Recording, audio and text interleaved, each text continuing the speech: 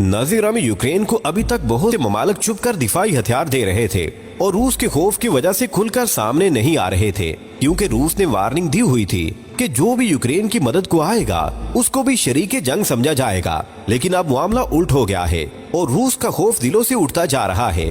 इसलिए वो मुल्क भी अब खुलकर सामने आ चुके हैं और बबांगे दोहल ऐलान कर रहे हैं कि हम यूक्रेन की मदद करेंगे। इसके साथ साथ बड़े बड़े हथियार रूस के खिलाफ दिए जा रहे हैं और इस वक्त तकरीबन पूरा यूरोप ही रूस के खिलाफ नबर्द आजमा होने के लिए तैयार हो चुका है। इससे माहिरीन ये अंदाजा लगा रहे हैं कि ये आलमी जंग की अलामत है कि एक मुल्क के खिलाफ सारी दुनिया इकट्ठी हो जाए। और रूस ने भी ऐलान किया हुआ है कि अगर हमें गिराने की कोशिश की गई तो एटमी हमला करेंगे।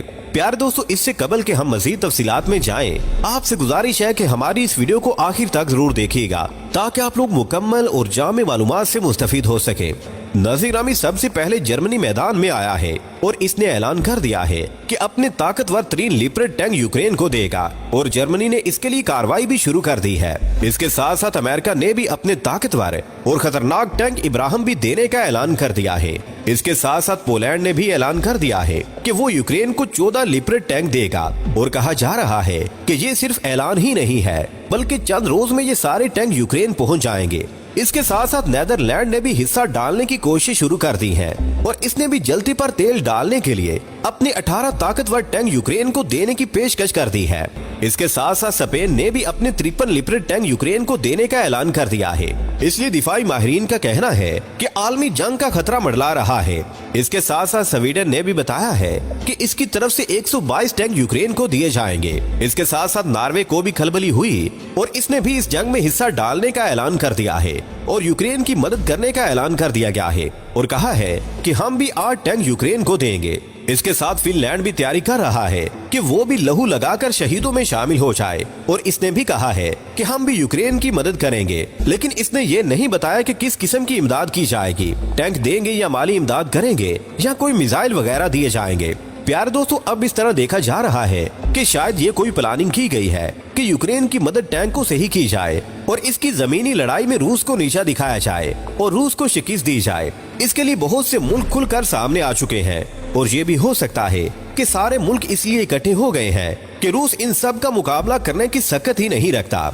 अभी तक तो यूक्रेन की जंग में इसका बहुत खर्च हो रहा है और अगर सारे मुल्कों से जंग हो गई तो इसका क्या बनेगा। इसलिए कहा जा रहा है कि रूस अपनी बात से पीछे नहीं हटेगा और जैसा कि इसने ऐलान कर दिया था कि जो भी इस जंग में यूक्रेन की इमदाद करेगा उसके साथ भी जंग करेंगे। तो अब रूस के पास एक ही ऑप्शन बचा है कि वो सब पर एटम बम चला दे और सबको एक बार में ही भस्म कर दे। इसका अब आगाज हो चुका है और वीडियो में भी दिखाया जा रहा है कि टैंक यूक्रेन की तरफ जा रहे हैं और इसके साथ साथ यूक्रेन के सदर ने भी आलमी बिरादरी से यही मुतालबा किया है कि इसको ज्यादा से ज्यादा टैंक दिए जाएं।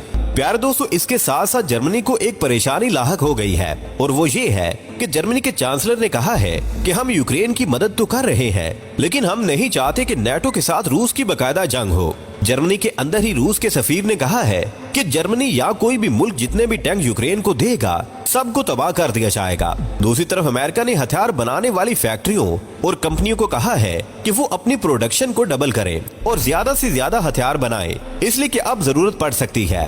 नाज़रीन, दूसरी तरफ रूस ने बहरा ओकियानूस में भी अपनी कार्रवाइयां तेज कर दी हैं और बड़े हमलों के लिए तैयारी पकड़ ली है। दूसरी तरफ इसराइल भी सामने आ चुका है लेकिन रूस का खौफ इसको ले बैठा है और इसने कहा है कि हम यूक्रेन को कोई हथियार नहीं देंगे। इससे पता चलता है कि यूक्रेन और रूस की जंग की वजह से इसराइल भी खौफ का शिकार हो चुका है और इसने रूस के खिलाफ कोई भी कार्रवाई करने से साफ इनकार कर दिया है और यूक्रेन से कह दिया है कि हम कोई मदद नहीं कर सकते, इसलिए कि हम रूस के साथ नहीं लड़ सकते। जिस पर अमेरिकी डिफेंस मिनिस्ट्री के एक रुकन ने बरहमी का इजहार किया है और कहा है कि नेतन्याहू को इस किस्म का बयान नहीं देना चाहिए था और रूस के खिलाफ यूक्रेन की इमदाद करनी चाहिए थी। इसके साथ यूक्रेन के हैकरों ने भी एक कार्रवाई की है और रूस के मुल्का इलाके क्रीमिया और बेलारूस में वहां के टीवी चैनल्स को हैक करके यूक्रेन के सदर की तकरीर नशर कर दी गई। नाज़रीन, दूसरी तरफ जापान के मिनिस्टर ने कहा है कि हमें अपना किबला दुरुस्त करने की जरूरत है इसलिए कि अब मगरिब के हारने का वक्त आ चुका है और मशरिक अब मगरिब पर छा जाएगा। इसलिए हमें भी नविश्ता दीवार पढ़ने की जरूरत है और दुनिया किस तरफ जा रही है इस पर नजर रखने की जरूरत है। नजीर अमी, उधर रूस ने TOAS रॉकेटों के साथ यूक्रेन पर हमला कर दिया है। इसके साथ साथ तुर्की ने कुछ अर्सा पहले कहा था कि हम यूक्रेन के अंदर एक फैक्ट्री बनाएंगे जो ड्रोन साज कंपनी है और अपने ड्रोन यूक्रेन के अंदर ही बनाएंगे। और अब एक ताज़ा खबर सामने आई है कि इस कंपनी ने काम शुरू कर दिया है। इसके साथ तुर्की ने अपने 2 ड्रोन यूक्रेन को दिए हैं जो T2 के नाम से जाने जाते हैं।